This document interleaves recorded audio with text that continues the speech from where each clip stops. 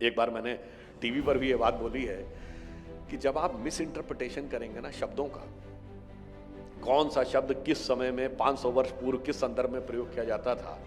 अब 5000 साल के बाद अगर आप 1000-2000 साल के बाद इंटरप्रिटेशन करें, तो मैं एक उदाहरण देना चाहता हूं कि महात्मा गांधी ने अनुसूचित जाति के लिए हरिजन शब्द का प्रयोग किया। इस नाम से वो एक अखबार भी निकालते थे। अब उस शब्द का प्रयोग बंद हो गया है, परंतु लंबे समय तक वह प्रयोग में रहा, यहां तक कि राज्यों में और केंद्र में हरिजन कल्याण विभाग तक होता था। और अब कोई आज से 2000 साल के बाद महात्मा गांधी के लिखे उस शब्द को और भारत सरकार के ऑर्डिनेंसेस को कोट करे और फिर कहे देखो रामचरितमानस में लिखा है कि जब हनुमान जी पहुंचे अशोक वाटिका में सीता माता के पास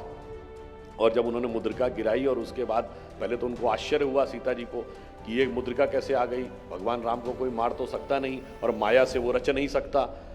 जब हनुमान जी उनके सामने आते हैं और उन्हें विश्वास हो जाता है कि ये भगवान के ही दूत हैं,